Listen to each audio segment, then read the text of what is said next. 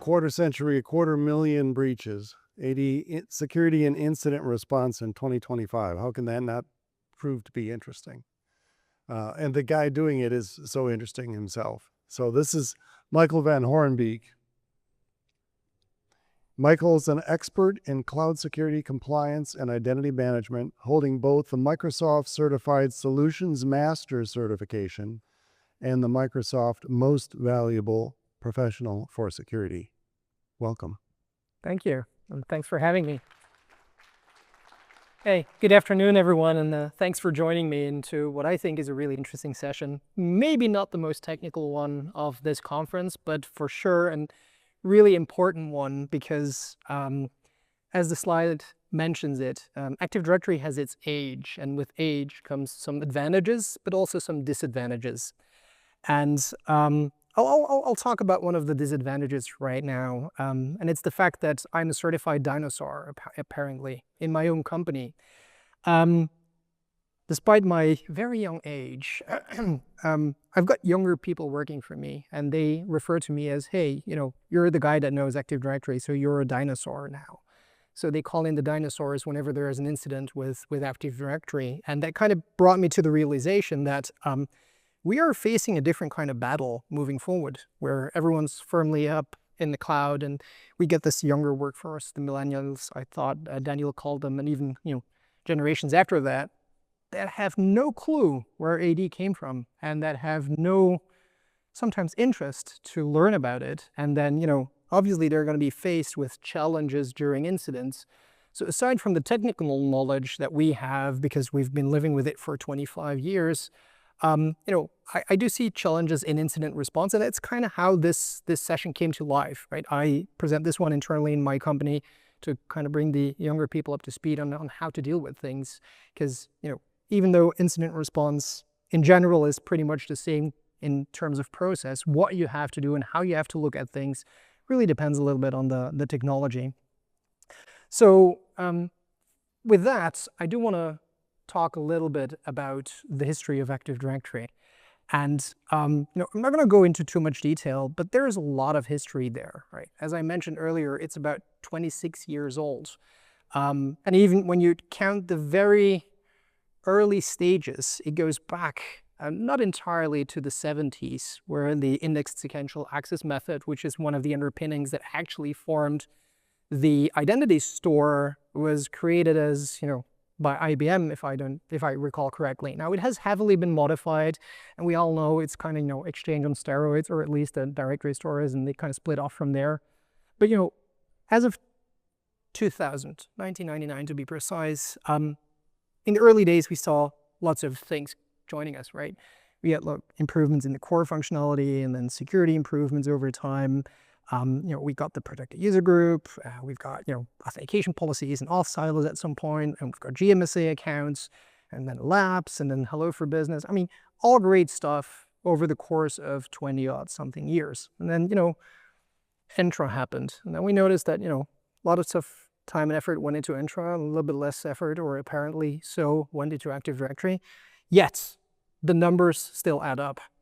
Most organizations, if not all, right, still leverage Active Directory, and will be doing so for the foreseeable future. So it is there to stay, and it's in our best interest to know how to deal with this, right? And I'm happy to see that in the forecast, or at least the roadmap that we learn about this morning, that there is lots of things coming in. So thank you for that. Really appreciate that. Now, aside from the story, what happens, right? And Active Directory is just part of it, but I think even if you take a look at the kill chain, and this is my graphical representation thereof, there's different stages that happened, starting with someone doing some reconnaissance, in other words, trying to figure out how to get to you, right? Whether it is scanning public repositories for forgotten secrets, or just social media to understand when the company is operating or it isn't, and then trying to get into the environment either directly or through a third party.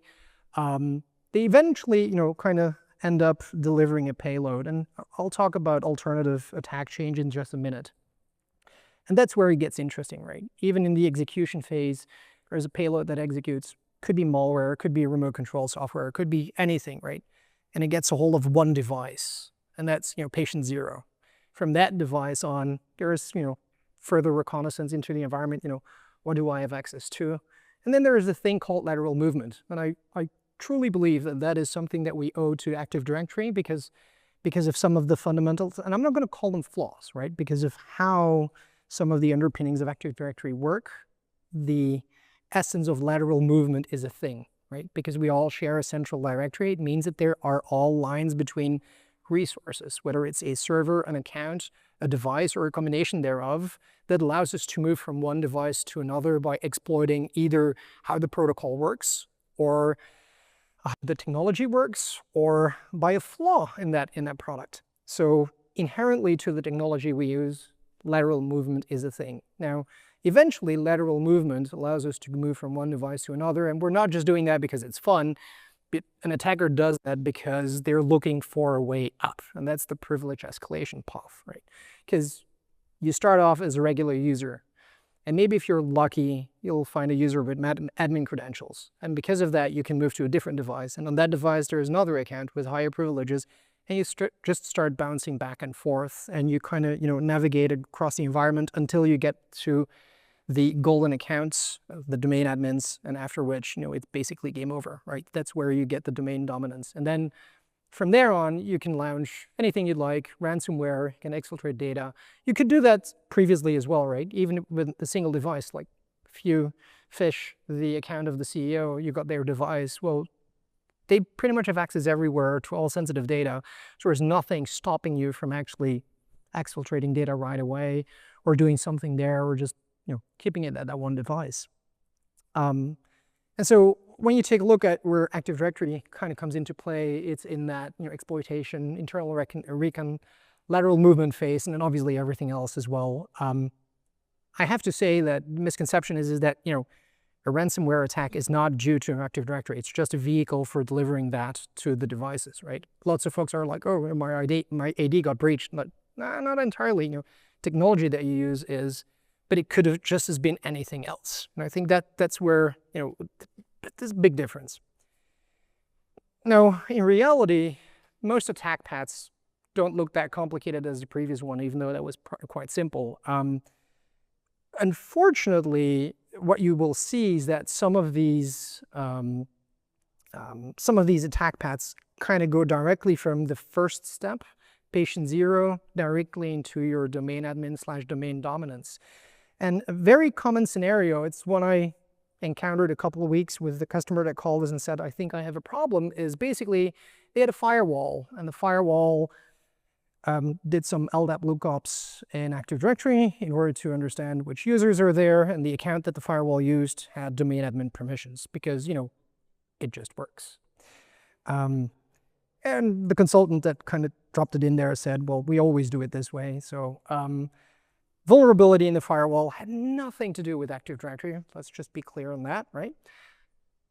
On the firewall, got access to the password of the domain admin, and off they were, had full domain admin credentials. Now, the interesting part, and I think they, kind of had a blissful moment there, is that I think it was a white hat hacker, because all they did was send out a network message to all the devices like, you should probably patch your firewall. So they got scared, and I think it's a very good lesson that they didn't get ransomware or anything else. Now, maybe data was stolen, maybe it wasn't, that's a different story. But it just shows how fast you can go from initial access to being a domain admin. Now, one of the slides that somehow didn't show is the very first one. It's the one where there were some nice numbers on how long does it take to actually get breached. And I think the latest report of 2024 showed that there is up to a couple of hours between initial access and domain dominance, or even a couple of days. I think that's very optimistic. Like when we get called in, and I'm pretty sure that some folks that are in the incident response space here as well get called in, we're talking minutes. And even more so, even though we shouldn't think it is more common, but we do see it a little bit more regularly these days, that when there is a 0-day, not necessarily in Microsoft's products, but anything that's adjacent or connected to Active Directory, whether it's a firewall or a VPN appliance or a mobile device management solution, it can really go really fast because 0 day means no visibility in terms of detection, probably no protection. So that means, your first and your second line of defense are gone and they're basically into your environment. Now, what I just mentioned is only possible because inherently in how we operate Active Directory, we're doing things in a very flawed manner, right? And that's what I'm going to talk about later after we discuss the incident response procedures or, what steps that you should take. It's how do you improve and make sure that you don't get into the situation where you have to call in folks like myself or any of the other incident response folks who are in the room. So, how does a domain controller or the domain joined device even get hacked or, overtaken or anything of the sorts? This is just a few types of attacks, right? Or, principles or attack paths or whatever name you want to give it of techniques that an attacker could use to gain access to those systems, right? And it's just leveraging sometimes how protocols operate or, default settings that weren't changed since 2000, or hopefully you did. So basically mismanaged environments. And I try to distinguish types of attacks between the ones that happen directly to Active Directory and the ones where there is an intermediary. Now, there's always an intermediary device. You're not just talking out of thin air to Active Directory. But when we take a look at, the typical Mimikatz example that people have of, I take the hash of a device, I move to another one. That's the lateral movement part. It's facilitated by Active Directory, but you're not necessarily doing it to Active Directory, right? It's because of, but it's not due to Active Directory in a certain way. Maybe on how things are implemented, but the operating system by itself or the artifact of the authentication is just equal part of the problem at that point, right? Same goes for overpass the hash or the DC sync attack because, the functionality exists for a reason. It's not the functionality is flawed, it's how it's implemented or how it's secured by the customer that allows someone to just synchronize parts of the Active Directory or, the entire Active Directory and then do things with that, right?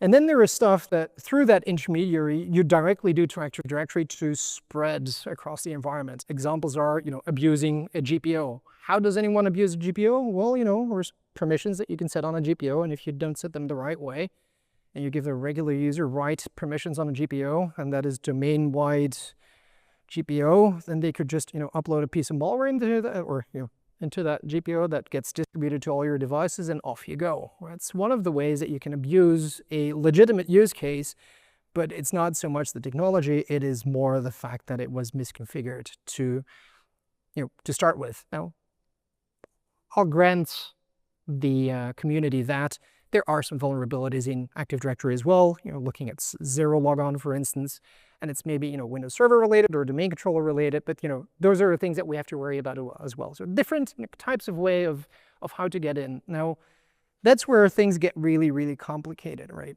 There's not a single switch that you can turn on to make all these go away, right? There is no notion of conditional access policies unless you're referring to auth silos somewhat, but it's not the same. There's not a single one thing you can do to mitigate any of all of these. Plus, if you do, your Active Directory basically becomes unusable for all the legacy that we carry around. If all the apps and servers and workstations were more modern, I don't think we would be having this talk the way that we are having it. Reality is that, and I think that's an interesting number that we should pull for, is what forest functional level are you still running, or what's the oldest server that you have in your environment? Most customers that I talk to that get into a breach, they still have a 2003 or a 2008, not even talking R2 server lying around.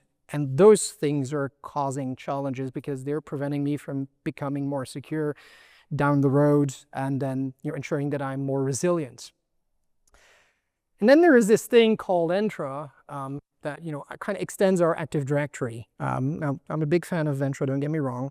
There's a bunch of ways that we can integrate, right? There's Entra eConnect, which allows us to synchronize over into Entra, and then there's ADFS, which I don't particularly like, but it's still there. Used it a lot in the past. And then we get cool stuff in the cloud called Defender, where an EDR agent on the domain controllers. The thing is, by adding all these components, we were not necessarily making things better or easier. We're making them better, but not easier, because we're extending the attack paths that we have into on-premises Active Directory. So as if it weren't enough that we have to worry about protocols and cipher suites and everything else, we're now adding components that could break, that could have vulnerabilities, could lead to privilege escalation, and therefore could lead to owning the on-premises environment, or vice versa, where a breach on premises immediately means that I breached my cloud. The GA account takeover is a great example, right? If you just synchronize your on-premises admin accounts to the cloud and give them admin permissions there, well, if I breach your on-prem environment, I have your cloud accounts. And then sometimes, there's customers that are smart and like, I'm just going to create cloud-only accounts. I'm not going to synchronize them. But they leave Entra ID Connect in the default state. There is a thing called soft matching, where if I own your on-premises Active Directory, I create an account that has the same account, or not same account name, but the same UPN as the cloud account, provided that you did not use the Mura domain. It'll just sync them up. I can reset the password and off I go, right? So I went from no privileges to even global admin in the cloud. That's why we can turn it off in Entra ID Connect. It should be off by default, but it isn't. Anyway, it's a different story. And on the Defender side of things, right, it's the same thing.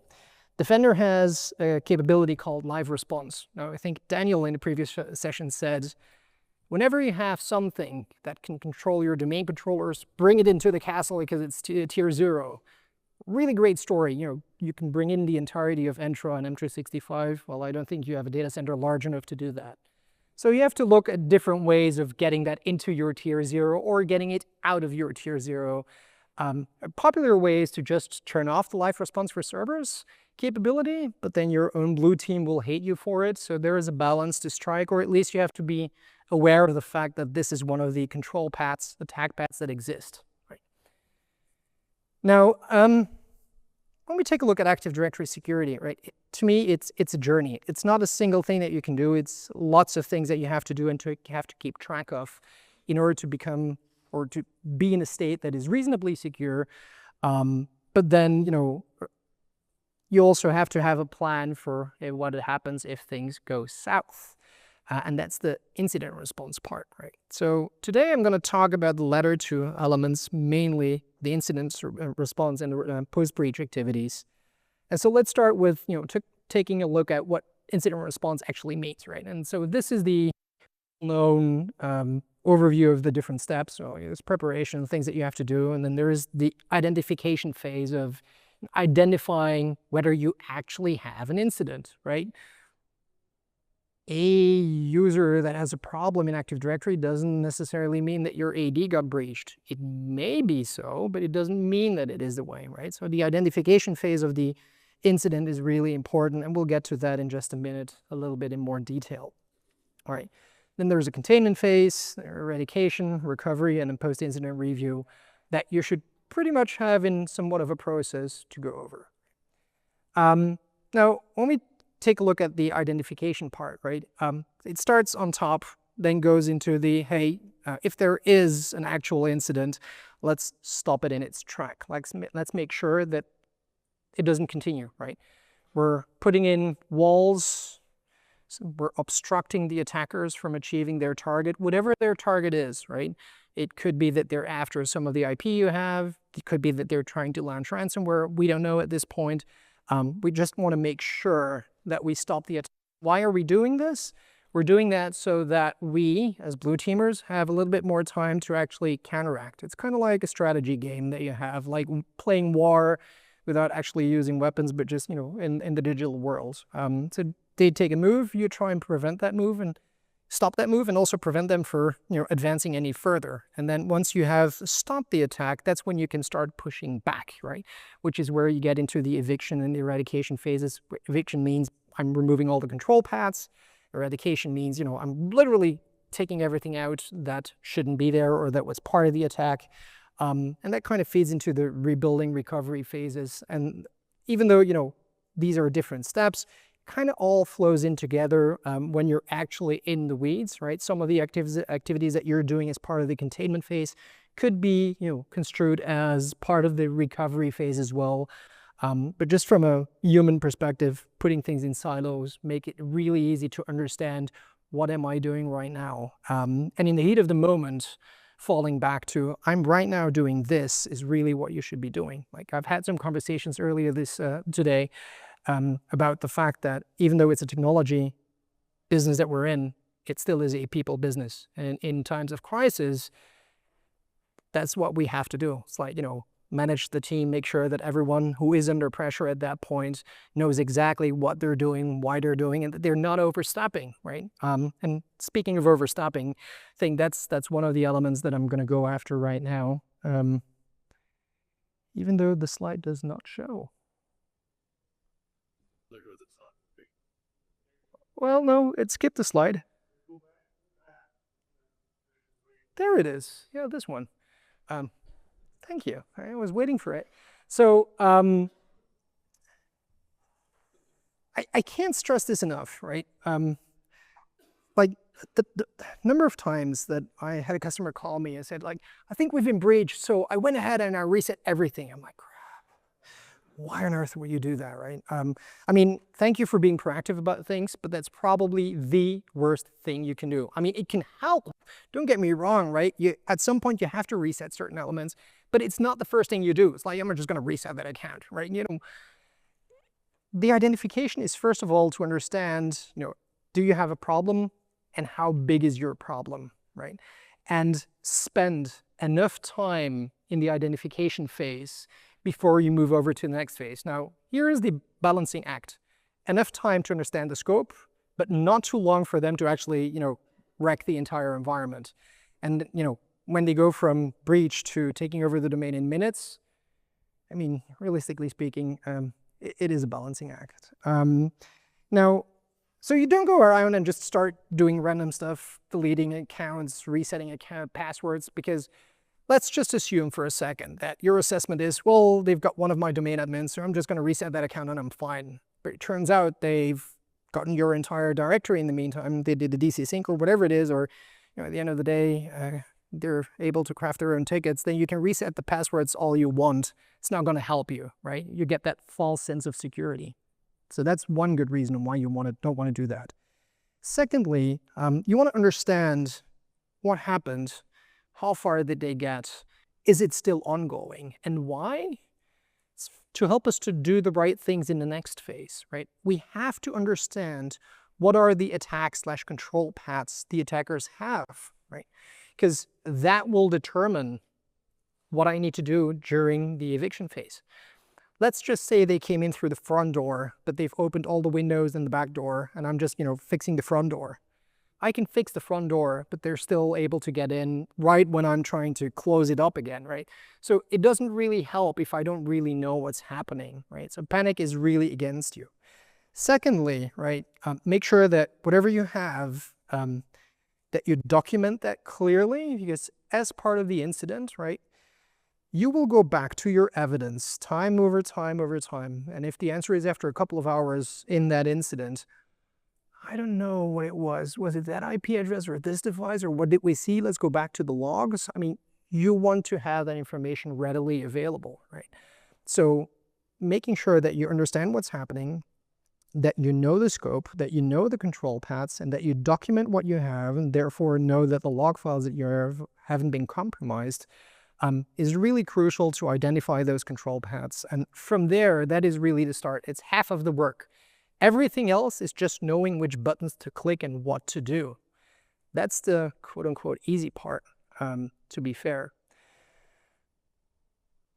But what are the easy steps that you have to do, right? So let's just take an example of some of these containment activities and take a closer look into what do you need to do? What's like step one when you go in, when you realized, oh crap, right? They've got my domain. Haven't launched any ransomware, maybe you're lucky, right? So it's about disrupting these control paths, what I mentioned earlier, right? So take a look at what happened. If there's one good domain controller that you figured out, hey, for some reason I have this one site that is controlled with a site link that only synchronizes every 8 hours and hasn't been triggered, and I'm still in time, isolate that one, because that could be the one that's going to save you later during your rebuild activities. Could be. I'm not saying it will be, but it could be. So, try and find one good system, because that could be your lifesaver. So you don't want to get into the weeds of having to recover your entire forests, especially if you have 7,000 domain controllers. Anyway, let's not go there, right? So try and isolate good systems, but also a good system isn't necessarily just a domain controller. It could be also other servers and so forth. Anything in your environment that's still there, that is still useful, that hasn't been tainted with, or that you're reasonably sure that hasn't been tainted with. Actually, the ones that you're sure, isolate them. The ones that you're unsure about, don't, because if they're breached, then you have another problem. Disabling unnecessary accounts, unnecessary admin accounts, is actually a really good step. If you are one DA, 2 domain admins working on the incident, there are 17 accounts, disable the 15 other ones and just keep the 2 ones that you have. Maybe create a 3rd one, disable the other ones. I mean, just keep as little accounts that have privileged access into your environment as fast as you can, right? It's not about preventing anything, it's about disrupting at this point, because, let's assume that they can create their own tickets. It's only going to buy you a little bit more time, right? You're just trying to slow down the enemy so that you can get ahead and actually block them from taking any further steps. And that's where the latter part comes in, right? The reason why I added the limiting tier 0 access across the domain is in 98% of the cases of customers that I work with, none of them has any tiering whatsoever, or the tiering is badly set up. And that kind of brings me to the situation where if it's a domain admin they have, the domain admin can get everywhere. But if you then start adding GPOs that prevent domain admins from logging into all the systems except the domain controller, so you're fast-tracking your tiering model and you're just, focusing on tier 0, and preferably even your domain controllers to start with, then you're again disrupting them, because they're maybe trying to use the domain admin to log onto another server to get your data or to start ransomwaring it, and all of a sudden there's a GPO that says, nope, you can't. They still have domain admin, they still have to go in, they have to get out the GPO, but then you're getting into that, back and forth game where I'm making a change. I'm monitoring for changes while I'm making the change. And if then someone goes in and is actually, trying to make a change to the GPO, then I know they're still in there. It means that anything that I did before that, and we're talking minutes, not days or hours, what we're trying to do here, right? Then comes the point where I might be just pulling the plug and be like, yeah, I'm going to unplug myself from the internet and make sure they can make any of the changes so I can actually get ahead. Because if you get into that yes, no game, you're going to lose anytime, right? Because you're flying blind, basically. So unplugging the internet is not my first step, but it is also it's always the wild card I hold with me in case I run into these types of scenarios. Now, the good thing is, typically when you do 1, 2, and 3, there are very little cases where you will see that the changes are still happening, right? Where the attacker is still live in the environment. Doesn't happen very often. Now, there are situations, critical, very sensitive environments, where you might actually step in and be like, you know what? That was a good time to unplug the internet. There are cases where you do that. Now, most organizations, that means that there is a disruption to the business. You don't want that, right? Because if it turns out that you didn't need to do that afterwards, you're the one that's going to have to explain to the business owners, well, we jumped to conclusions and kind of took the entire business offline. It's, again, a balancing act, right? Oh, look at that. There's an error in the slide deck. Anyway, the eviction and eradication activities basically means that we have to go further. It's not about the isolation of good systems or anything of the sorts. It's basically cleansing the entire environment for anything else. Now, again, this is the idea of, let's say that they have the total domain. Any of the steps that we did earlier just kind of bought us time. But once they have, access to KRBTGT, we have to reset it twice. We have to reset all the passwords, and that's where the grunt work comes in. Now, this is not something that you're going to do in 2 minutes. This is something that is going to take a lot of time, right?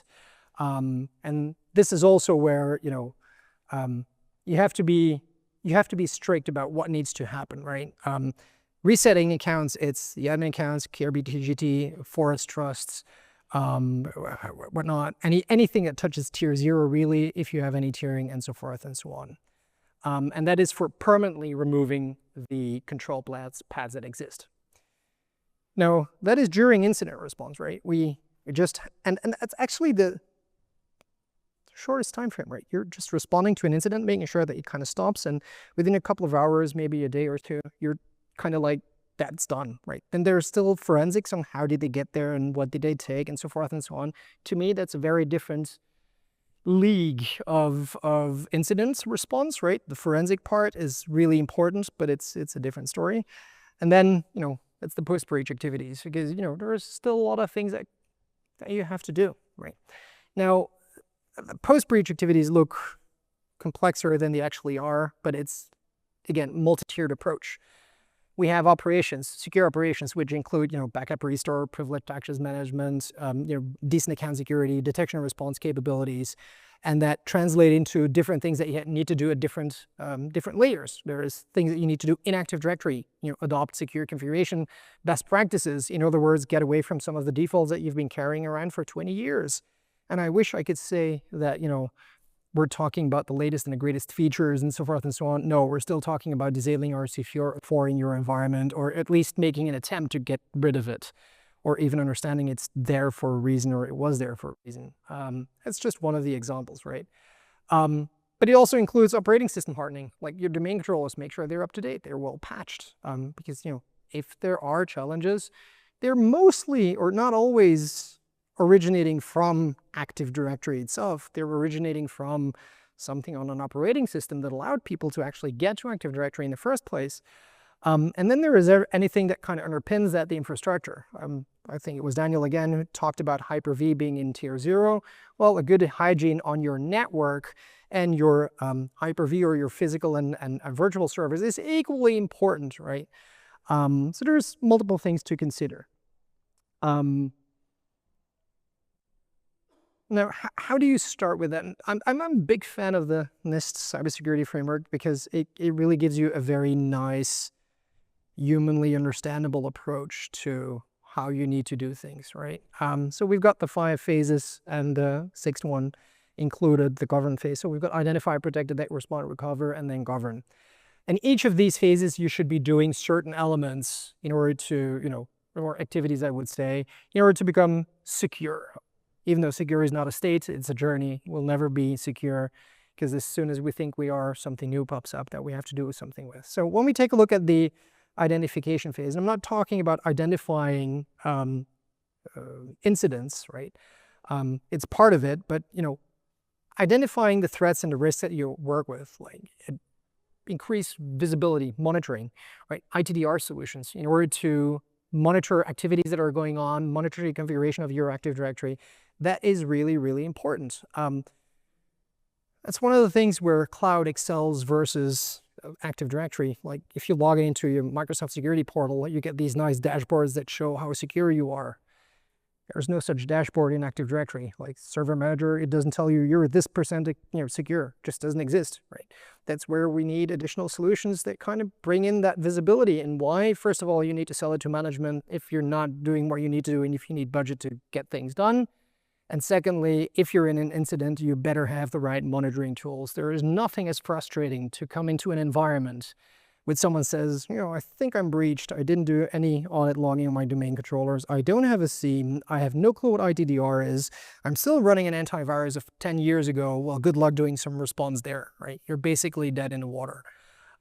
So, that's kind of part of the entire story. Collecting logs. If you don't do that,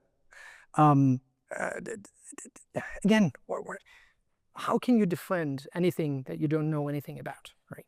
First of all, understanding the technology is half of the work, but then measuring, monitoring, collecting anything is great. So, doing the right auditing and then shipping those logs off to a place where you can review them. If you're not doing that today for your domain controllers, then please go and do that, right? I think that will make everyone's lives easier. And then, check your configuration. And I didn't put this on there because, Semper's conference and all of that stuff, but I really like the Purple Knight tool. Why? You just run it on your domain and you just get an overview of, all the things that are good and bad. Just like I was talking to Jake earlier, on the certificate services, locksmith, invoke locksmith, run that report and it'll tell you, hey, are you doing well or not well? And just run it regularly because an environment is a moving train. It moves, it changes, configurations change, happen. So you kind of have to monitor for that configuration drift. And all of that helps you to make sure that you can be more secure, but also helps you understand where are my weak points, because that's where you can then focus on the following situation where you have the protective measures, right? Now, the protective measures in Active Directory are, in my opinion, quite simple. Again, it's not a single check mark. There's a couple of things, high-profile elements that you can do in order to make sure that you are a lot more secure. And the two things that I want you to take away, and obviously you already know, but now you have to go and do, because another talk that we had earlier is the number of organizations that are using privileged access workstations. If we're getting to a 10%, and I'm generous apparently, of the organizations that do, it would be a lot. Yes, it is what we need to do. Anyway, before I get to the pause, tiering, right? Or the governance model, however you want to call this, right? I still call it tiering because, you know, I'm old. Tier 0, Tier 1, Tier 2, you have to make sure that anything that is control plane, anything that's Active Directory, domain controllers, certificate services, Entra ID Connect, any management server, any virtual infrastructure that touches on your domain controller becomes Tier 0. You push them into a Tier 0. You have separate accounts. You manage them entirely separately, have different set of policies. In other words, you isolate them as much as you can, right? And if you can start there, and you know, a two-tiered approach is better than a no-tier approach. So I'd rather have an organization that says we have Tier 0 and then everything else than, you know, someone that's trying to get to Tier 3 and never is going to get there. So let's be clear on that. But it is an absolute must. And why is that, right? It is to prevent that one thing that I talked about, it's the domain dominance, right?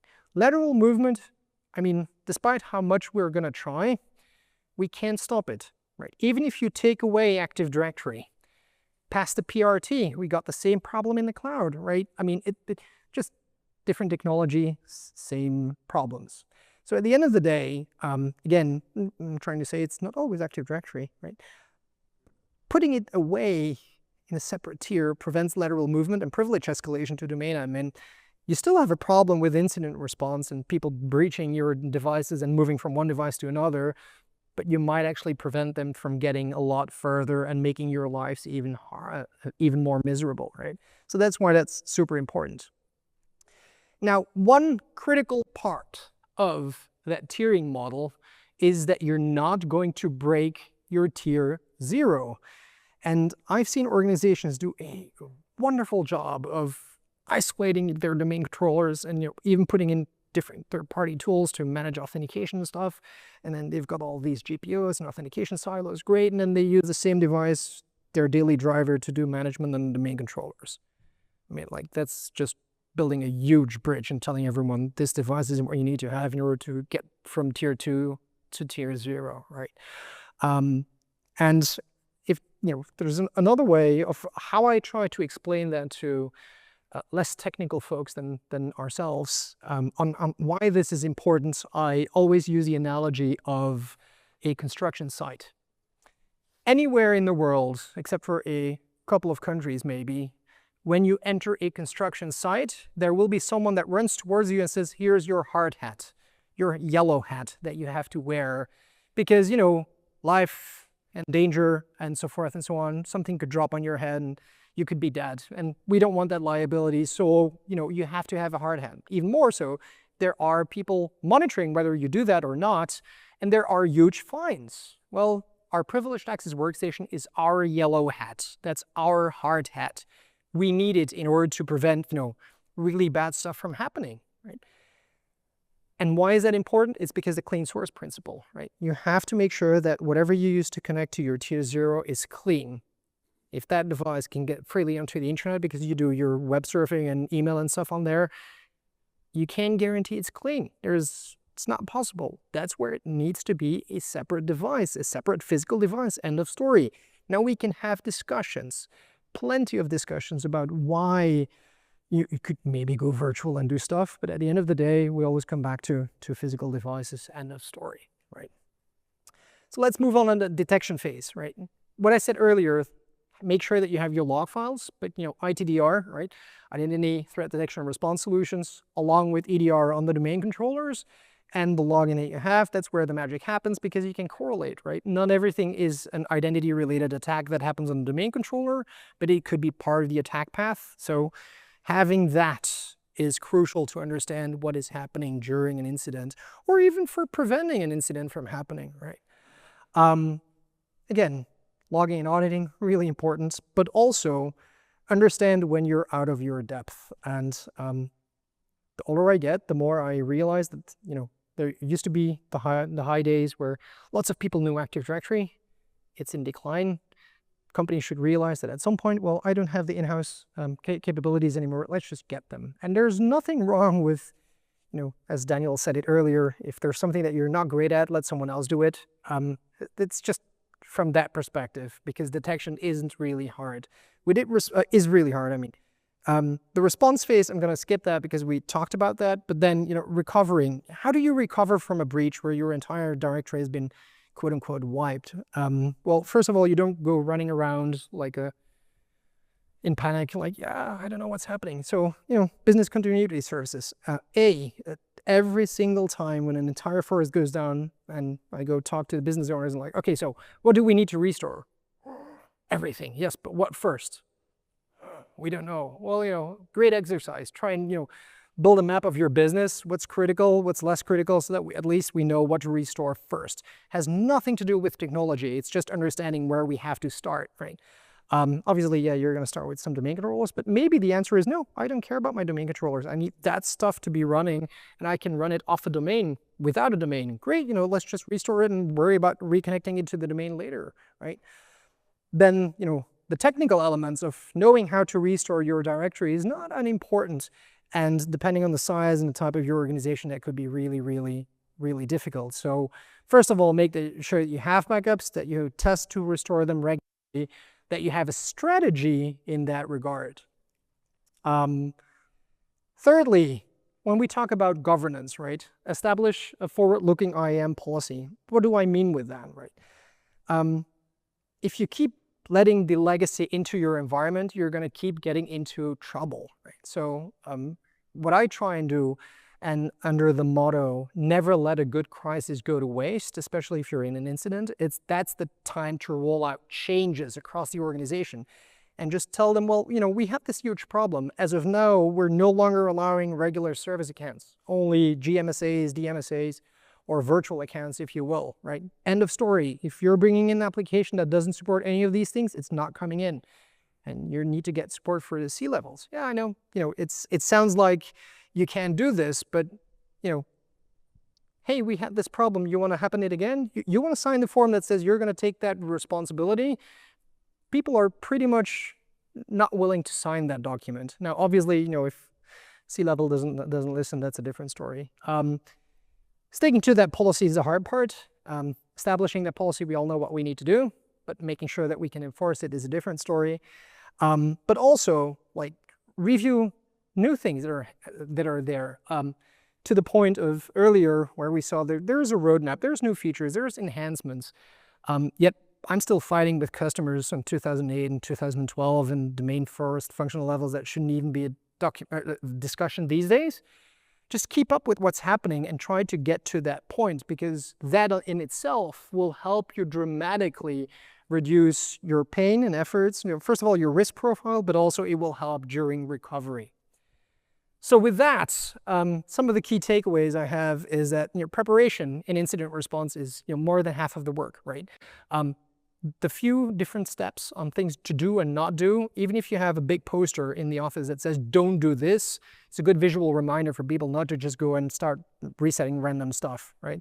Just like you're not just going to take a malware sample and put it into VirusTotal online, because you don't want to give away what you know and what you don't know at that point in time.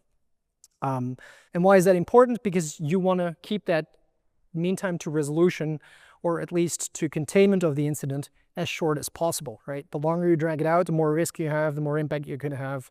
So, just like a good BCS and DRP plan, having an incident response plan is really important. Secondly, if you're in an incident, as I mentioned earlier, Don't start doing random stuff.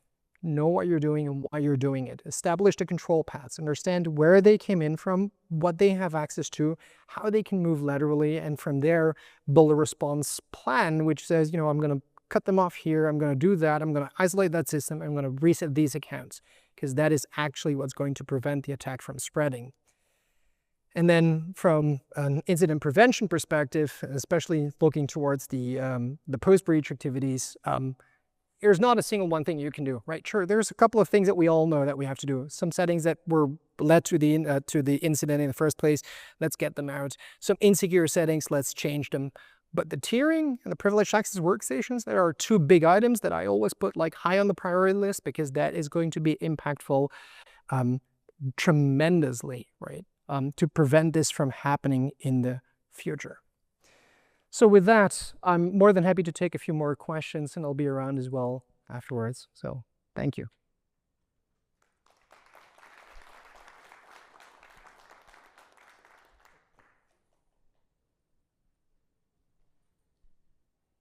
Looks like you don't have any questions. So Good. Yep. very good. Thank So thanks, Michael. Really appreciate it. And 6:30 tonight is you're all going to jail. It's at the old town jail, the jail at 6:30.